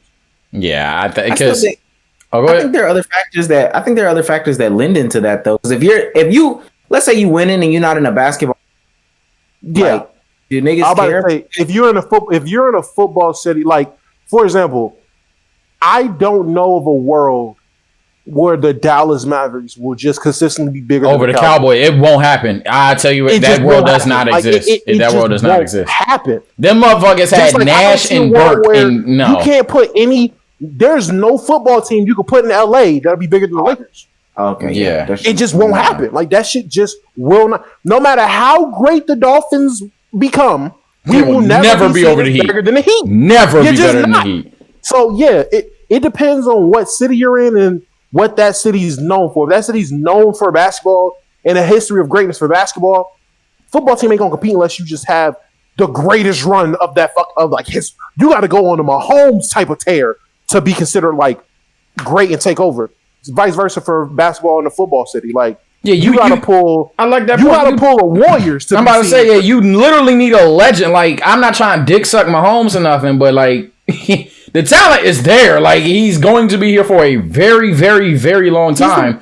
And he's the most talented. He's legitimately in the argument. I personally am with you that he wins it. That he is the most talented, not most accomplished, not even close. But he's the most talented person just watching him play that I've ever seen in my life. And bro, he has the arm talent of Aaron Rodgers, the IQ. And that's the only reason Kansas City's relevant. He has like low key. I mean, his speed isn't like mind blowing, but it's deceptive. It's deceptive. It's like I dare you to let him run 20 yards. You'll be mad. You'll be really pissed off at how fast he gets 20 yards. He's like Josh Allen speed, but you need that type of talent. A little bit slower. You need that talent, and then you need the success. Because you can have the talent all day long, but if you ain't got success, oh yeah, if they was 8-8, who cares? If they was 8-8, who cares? And you know what's crazy about that? You could be, let's say they were in a football town. I mean, not a football town. They could be in a basketball town, and like I don't know. I don't want to say Portland, but okay, Lakers. Let's say the Lakers. If they were in LA, if Patrick Mahomes LA ran, and they were successful, they would never be as seen as like bigger than the Dallas Cowboys, who would be asked for the next 5 years or whatever. Just because that's not your demographic. Like that's not regionally, you're still in a basketball situation. You're in a basketball area. So you would never be able to overcome the biggest football markets and even in your own market where, you know, basketball is king. So I don't, that market conversation, people have that conversation and they need to just like let it go. It's like 4 to 5 maybe big market teams per sport. That's what I'm saying. And that was my final thing. I was gonna move on from it. I was gonna be like, yeah, thank y'all some smart motherfuckers. I'm glad y'all on timing. I was just gonna say this. I'm of the belief that there's only really 4 or 5 teams that just will not fail. And when I say will not fail, I'm not talking about team success. Every team has ups and downs, but I'm talking about like they'll never be irrelevant. The Knicks, the Lakers, the Celtics. Philly to a lesser degree, and I'm not saying Philly. Philly and Miami to a lesser degree, but really those 3. Now that I think about it, those are just 3 teams that no brainer will never be irrelevant. Same thing if you want to. We've been talking football the whole damn time. Same thing. Dallas. Chat been going on Dallas the whole time. Fuck the Cowboys. I don't care about the Cowboys, but come on, they'll be in your life for the rest of your life. You ain't had to watch football. You're gonna know that Cowboys. Nobody on this panel, nobody in this chat has ever seen the Dallas Cowboys truly successful, and yet we're talking about them as if right now. Mm-hmm. And that's just crazy. The Dallas Cowboys probably were successful when people's parents were younger. So that should just show you the power of like a big market team and what that could do to you. Because and to imply that the Phoenix Suns were that is insane. Michael Irvin was catching balls, bro. Like, and that's my main thing. That's why I was so triggered. And it's like sometimes when I comment on just basketball shit, because I ain't got clout outside of this damn community. But like, if I comment on a basketball video and I say something, there's only one time I did it on purpose. I sick my chat. But every now and then, the people that support me will go in there and they'll just wild out, make the dude feel stupid. So in the back of my mind, I'm like, all right, am I wilding or does this not make any fucking sense? And it's good to know that, nah, my nigga, you actually were stupid as shit. All right, cool. What was the next topic here? Oh, now get that shit off my screen. We've kept it sports oriented. If y'all want to pivot from that, let me know. But there's one final sports one that is pretty interesting to me that Word Do drop. Shout out Word Do. Someone tweeted in honor of the NBA Finals starting tonight. Here, the past 10, and he ranks them or whatever. He has 2011 number 1 and 2016 number 9, and that sent people ablaze. How good do you think the 2016 Finals really were? Wait. Should we save this for off season? Because we ain't gonna have nothing to talk about for off season. You damn right. Never mind. Never mind. But I'll go this. I'll go this far. How good do you think these finals could be? I mean, it depends. It depends. Like we have it looking like, oh man, the Suns about to wax them. But if Budenholzer come out there like, listen, we gonna start Giannis at the 5, and we just gonna run up Blaze, and Drew Holiday actually looks like Drew Holiday instead of Eric Bledsoe. Middleton actually looks like a star consistently and not inconsistently. Oh man, it might get a little sticky, bro. It might get a little sticky. Cause right now, I ain't gonna lie. I ain't gonna lie. Not just you. Why did I go with sticky? Yeah, I don't know why you use sticky either, but I was just gonna move on. I will say I'm not gonna bullshit you. I'm already putting in over 2012 off of matchup anticipation alone. 2012 was such respectful to KD and them. It was a gimme. Everybody picking the Thunder. Shut up. You were just being that. You were just hoping. You were hoping. It was so obvious. It was so obvious the big three were going to win. I'm putting over 2012. He had 2014 really high. Was that the finals margin one? Or was that 2000? No, that was 2014. The finals margin one. I don't know why he appreciated that one so much. That was sad to watch. The Heat just knee Wade and Bosh wearing it no more and couldn't do shit. I don't know why. Yo, Wordu's just a hater. This one Wordu's tweet, but I don't know why. I don't know. Maybe I got to rewatch 2014, but I didn't. I was like, what the fuck? This watching Kawhi Leonard win a Finals MVP averaging what? Fucking 15? Yeah, 17 points. Anytime a nigga wins Finals MVP averaging 15 guard and Bron, I'm just like, really? Which has been twice now. Honestly, that's right. Twice now. So yeah, I think it'll be better than those two clearly, but everything else that we do have to see. 2020 perhaps, because 2020 was kind of anticlimactic too in the grand scheme of things. We all knew damn well the Lakers was gonna win. So yeah, I'll probably say those three they got in the bag. Everything after that, obviously, we'll save for a future pod. But I think that at peak, I don't think it can ever capture all time based on. Well, I can't say that because I ain't gonna bullshit you. The impact and want that's here for Chris Paul to get a ring. I think still I don't know. What makes the all-time finals all-time are honestly the stars. Like no matter how the stars and the quality of the game, the stars really carry it. So I get that Giannis is that guy, but having the guy on the other side, when Booker. And we just start seeing stuff like that. But I just don't think that this will be up there. And then with that also being said, I'm looking at the rosters now. The thing about the Bucks roster is, hey, low-key got to play Brook Lopez. Because if they go to Giannis at the...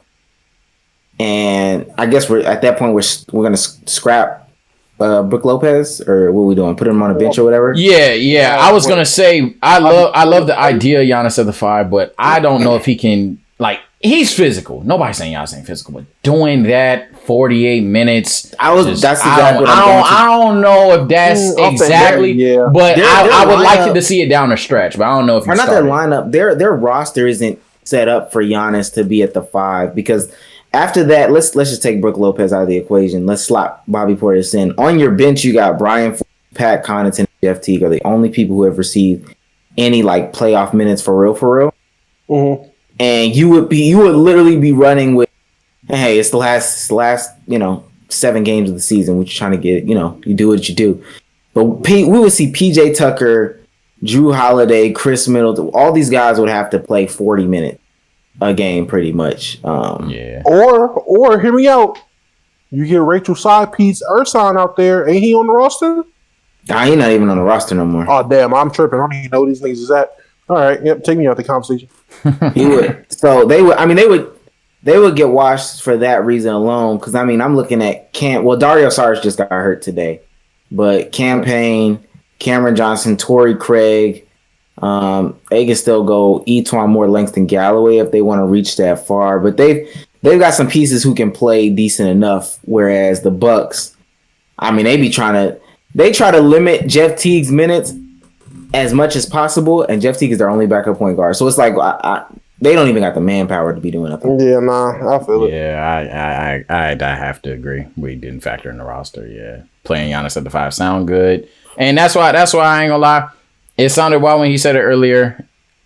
I'd probably fire Bud regardless. I ain't gonna lie. I think you have to do something to try to get better, bro.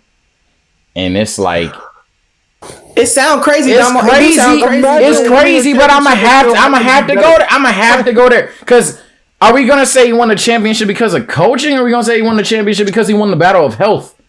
Bro, look at it this way. This is the way that I want y'all to look at it, in my opinion. So next year, Brooklyn is gonna be better.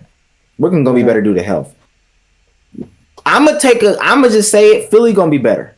Philly gonna be better due to health and the fact that they'll get rid of Ben Simmons.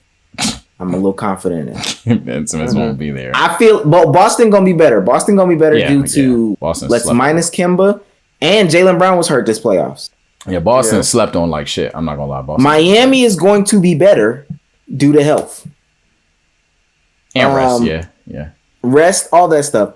And then Atlanta might, I don't know what they. Atlanta's gonna do something. I'm not gonna lie. I'm optimistic for the Hawks. They're gonna do something. And let me say, Atlanta's gonna be better due to health because Trae Young looked ass in Game 6 because he was unhealthy. He couldn't move. Yeah. So all those teams are getting better in a lot of ways, and Milwaukee struggled with a lot of those teams I just named. And that's not even counting the teams on the margins getting better. So what is Milwaukee going to do in order to get better in their own conference? Man, they're going to trade Brook Lopez, create some cap space, and sign some forwards to really use Giannis at the 5, bro. Giannis is going to go put on about 10 more pounds of that big-ass African grease muscle, and he going to get right, man. They gonna condition him to be the 5. Hey, condition to be the 5. He get his legs right. Listen, his legs is hurt, so he doing nothing but bench pressing all summer. So he gonna come back straight. Nigga say he has to skip leg day. His summer pictures be crazy anyway. I ain't gonna cap. Yeah, and then it slims down a little bit in the season for conditioning. Now his leg fucked up. He about to be him up. He about to walk out that bitch. Like, I gotta play the 5. Giannis summer pictures. Giannis be wildin'. Like Chad, y'all gonna be like, ew, so I swear to God, Giannis be wildin'.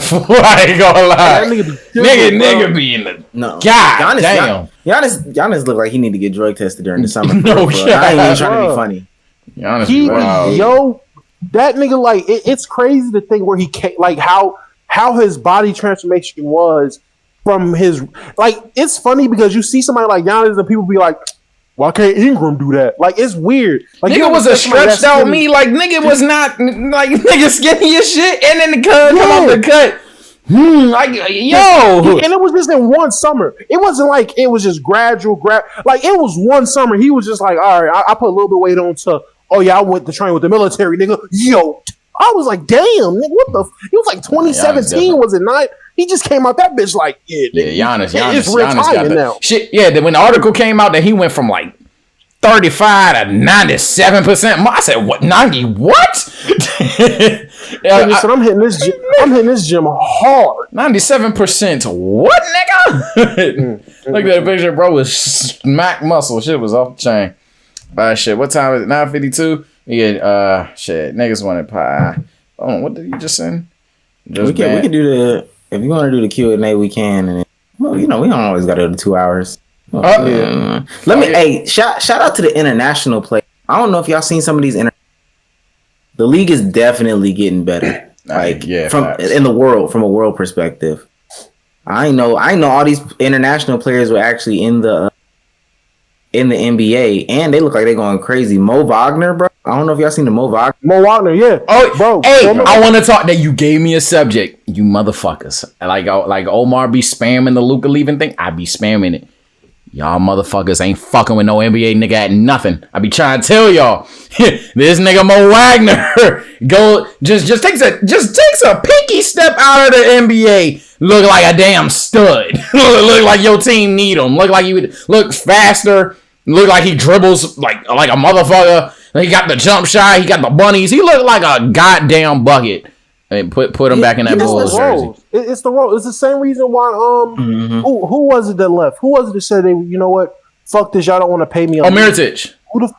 Who? Was it Mirotic? Yeah. Say, look at Papa. Hey, what the fuck? It's the same reason why Mirotic left. Like he Like they want, if you don't give a guy a bigger role and they can't show you really what they're like capable of doing, they're just gonna play within that role. Look at Jeremy Grant, whichever fucking Grant it is.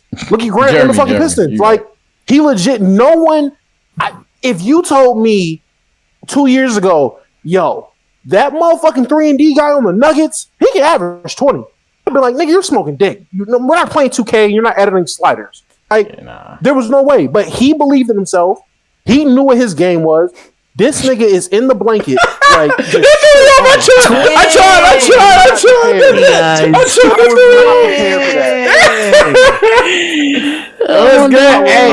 Hey. Bro, you look like a frog. Hey. What's good? What's good?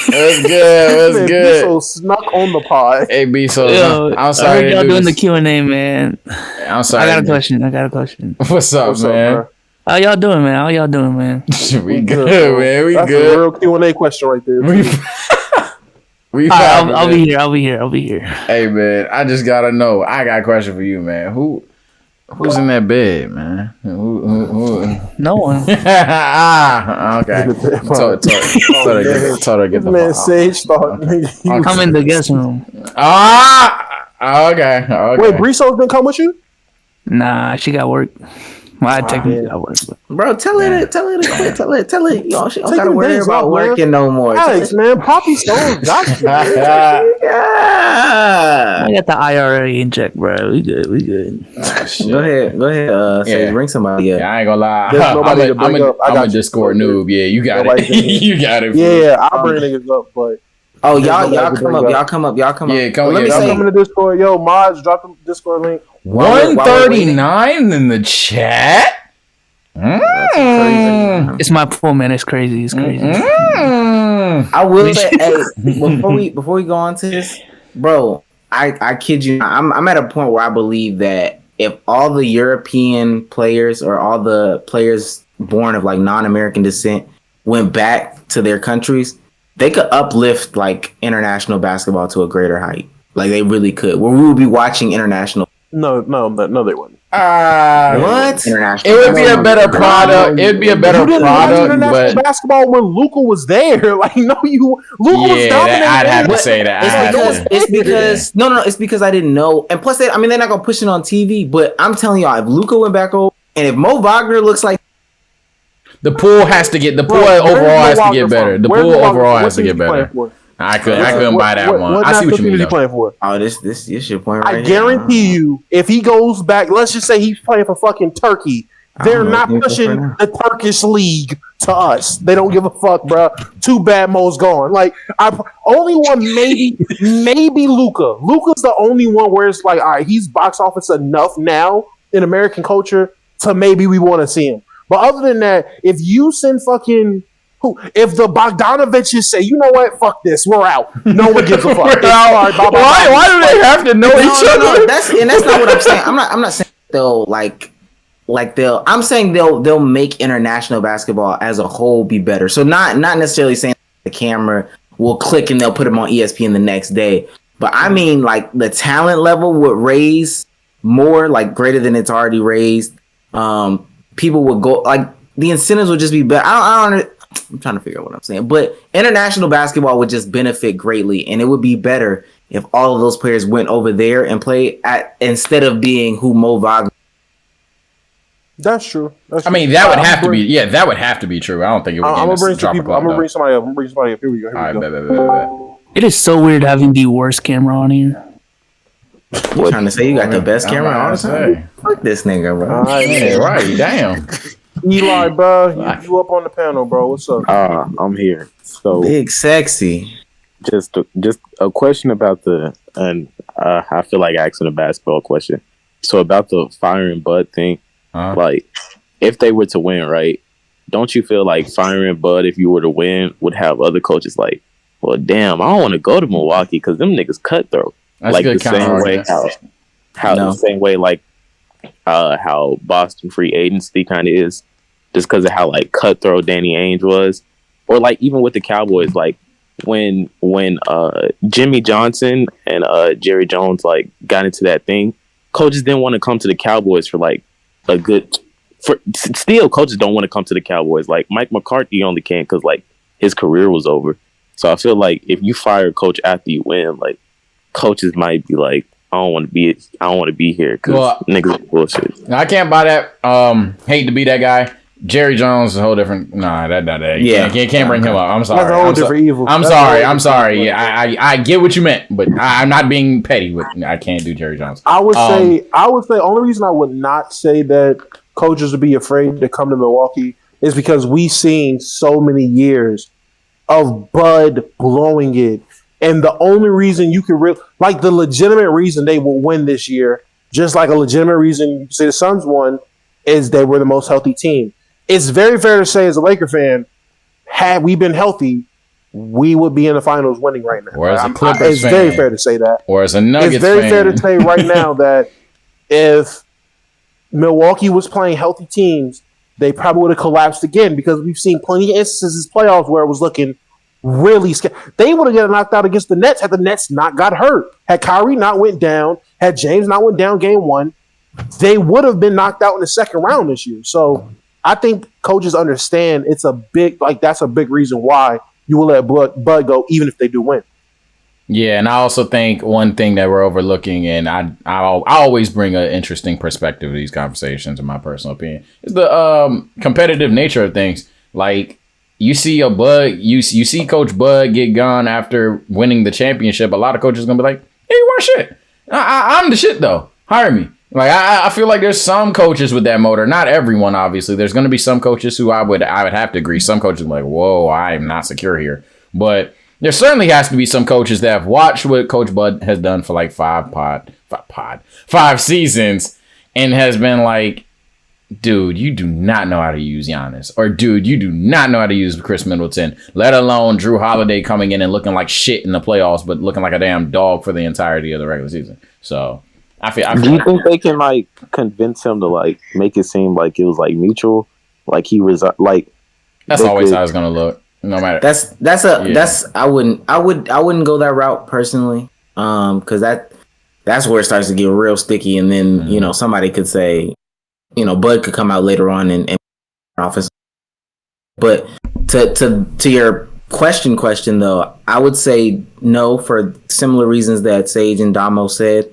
I mean, first and foremost, there are too many people that are just thirsty to be a head coach, and thirsty might not be the right word to use, but just think if they freaked it and had Becky Hammond be the coach. Like, you think Becky Hammond's turning that down at all? I can't trust you. She wouldn't turn that down. There's too many assistant coaches who they should have been head coaches for a long time. They're not saying no to the Bucks. Yeah, that honestly, that's a sweet hire. I don't think anybody. I'm trying to figure out who would say. I hate him to death. I hate him so much. He's stupid. Hey, listen, and it would be, and again, she wouldn't say no. So it would be a little bit, but she valid though. But I would relate that to, you know, the whole Dwayne Casey thing. Like, it's a little bit different, but Dwayne Casey won Coach of the Year. He ended up getting a coach from the G League. Like I'm saying, it's very hard to get a Nick Nurse. Like, let's not pretend like Nick Nurse wasn't lightning in a bottle. Like, he literally was a coach before. Yeah, Vizos says, "Whoa."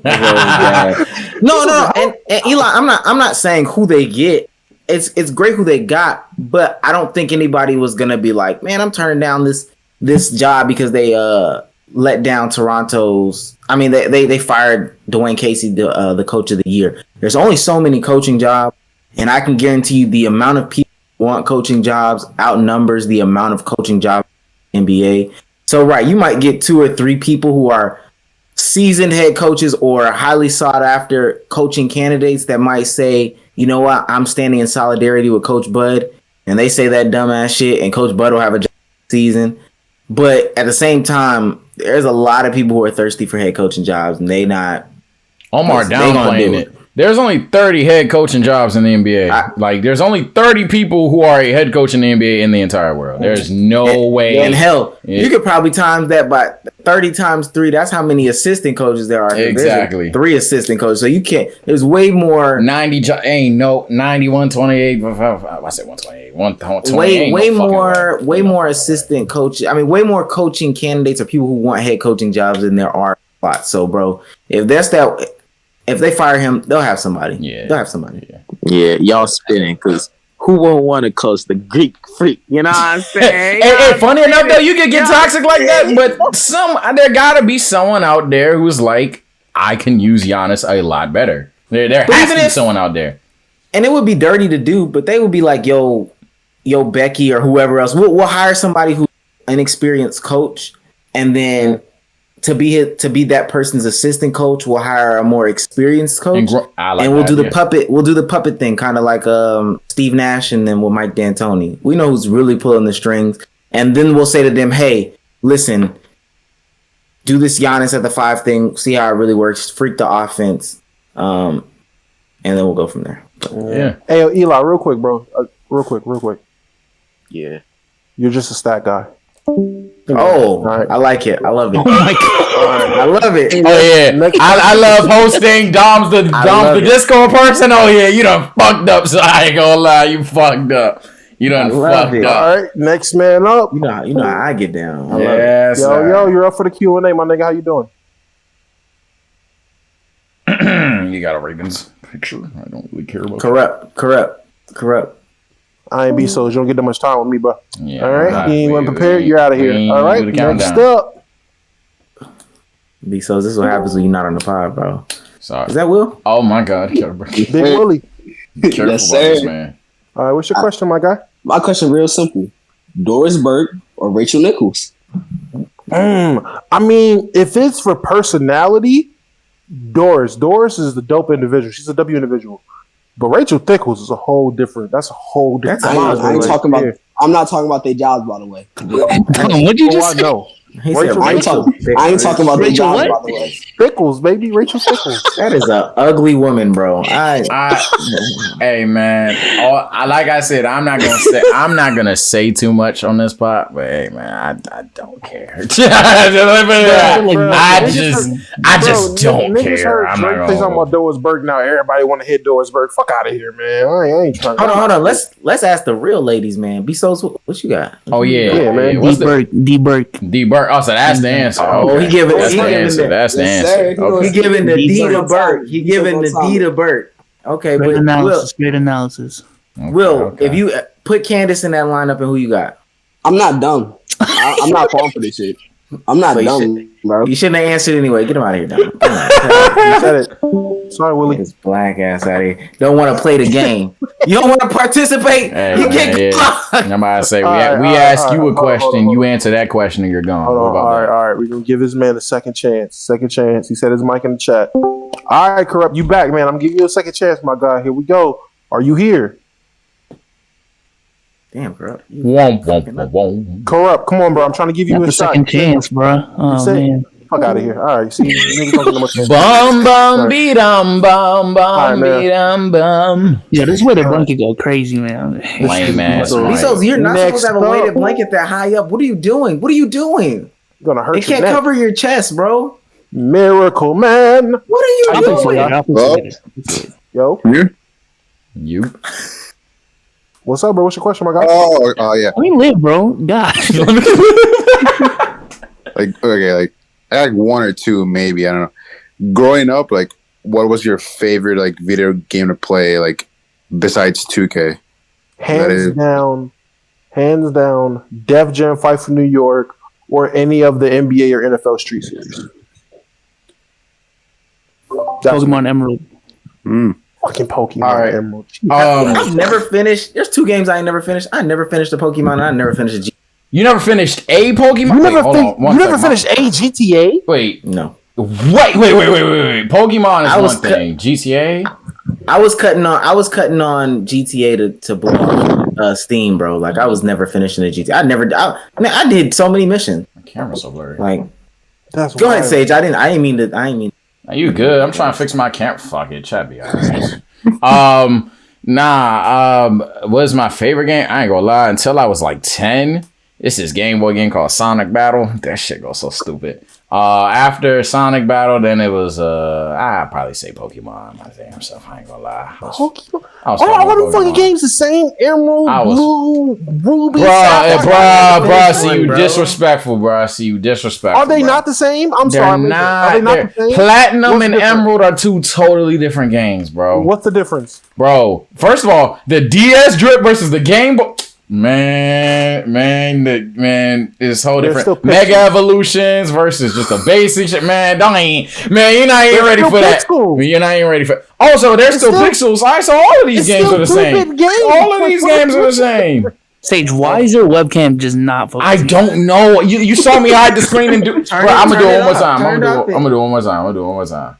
What's it called? So I will Double say D worth with the 8 months already. Okay. What the fuck? Resub. Okay.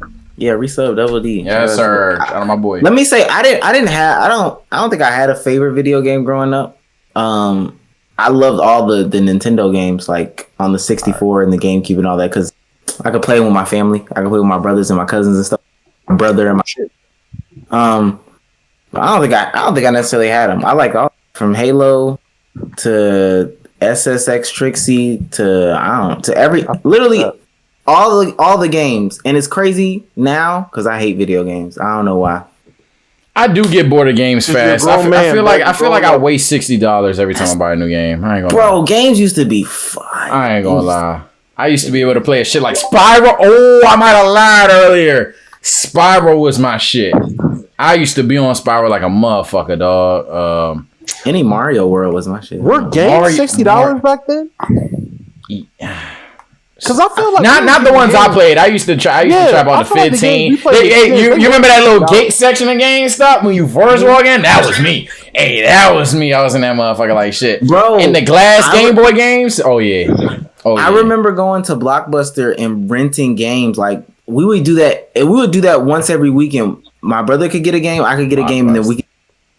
Like I remember, and that's why I play every single video game because you do that every weekend. You just gonna run through all the Blockbuster stuff, and it's crazy that I hate video games now. God, yeah, I ain't gonna lie, it's sad that I think one above that. I remember going to Blockbuster. My parents telling me I can't get shit. They look for movies, so I'm just standing there playing the demo shit for 20 minutes. Bro, the Target MLB demo hit different every time, bro. I swear to God. I remember sitting in GameStops, like craning my neck, bro. I remember the McDonald's shit. I remember going to McDonald's playpen and playing in there. Bro, I used to love video games. Now you go to fucking GameStop, the fucking display games don't even fucking work. I just be like, man, my childhood died. Like, it should be a black screen. They don't even turn it on. Man, remember when 2K11 was new? Niggas was lined up in GameStop playing that one quarter. That shit was off the chain. It was Lakers Celtics. All right, bro, come on. Damn, bro. You ever play 4 demos and just like pretend in your head it's actually one? Yeah, on God, on God, I did that shit. We did that shit in the store. That's exactly what we did. We add up the score. That's exactly what we did. We did in the store. We were like, all right, it's gonna be me. It was like me and Sage versus my dog Mike and whoever, and it'd be like, all right, first quarter y'all gonna play, second quarter y'all gonna, we got creative with the shit. It made sure we had fun with it every time, bro. Y'all, we was trapping in GameStop, fool. Niggas ain't kicked us out till they kicked us out. The fuck, we was on that bitch. It's free. That's a fact. It's free. Question, he had another question. Oh damn. Yeah. You guys talk about anime like all the fucking time, either on the pod or on Twitter, and I feel kind of left out. So I wanted to ask you, all four of you, if you had to recommend like an anime for like a newbie, what anime would it be? You got Netflix? Yeah. Death Note, Dorohedoro. Those are my 2. Okay. What are your favorite cartoons? It was like Ed and Eddie. It was mainly that one, yeah. You're a goofy nigga. You're a goofy nigga. Hunter x Hunter or Dragon Ball. Just keep it simple. Okay. Simple. Not One Piece. No, for real. Not One Piece. Jesus Christ.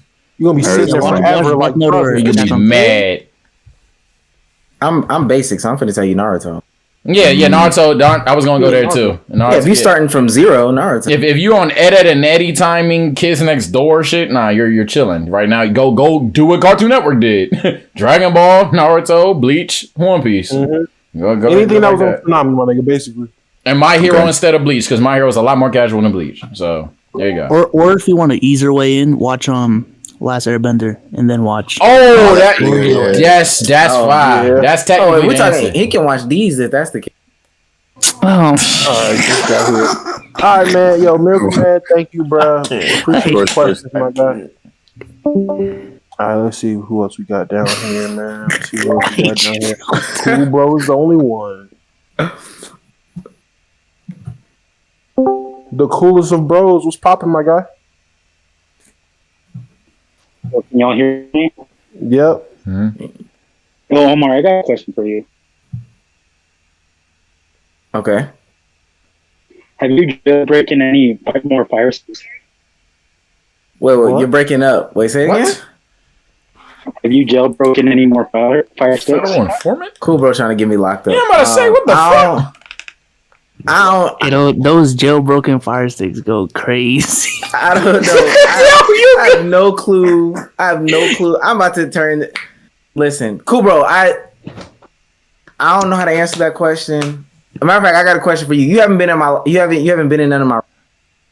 So we were talking about basketball nicknames, and we got to Jason Tatum. So do you know about Jason Tatum's nicknames? And how do you feel about them?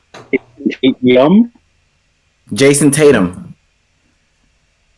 Tate Yum? No. The nickname Tastin. Tastin? What the fuck did I miss? Tasting my balls, Omar. Get him out of here. Get Cool Bro out of here. Get him out of here. I smirked. I tried to play it off. I fucked up. I said, and I just looked at my phone. I was like, I mean, I fuck it up. No, this nigga over there. Nigga Don said, taste it. I was like, shit, it might work now. Fuck. I'm mad at myself. I literally went on my phone the second. I almost bust out laughing. I said, let me get on my phone. I was like, let me get on my phone. I don't want to fuck it up. I ain't about to hate on this grind. I'm not about to hate on this grind, bro. This ain't Tatum nicknames. The fuck. I let myself down. I'm a disappointment. I let down. I let down everybody. Wrong with him. Wow. Man. Let's wrap this shit up. I gotta go. Wrap this shit up. What time is it, man? There's something wrong with him, man. Look. Tastin. Look, man. I'm sitting here like, yo, are these real nicknames? Tastin? Are these nicknames? What happened to Spider? What happened to yo, chat. How many we got in the chat right now? Man, we looking at 107 and near the end. 107. Man. Okay. 107, man. Yo, chat. Thank y'all for coming out. Let's keep it a buck episode. We going with 69, even though we know it's not episode 69. But that's our favorite number, so it's 69 today.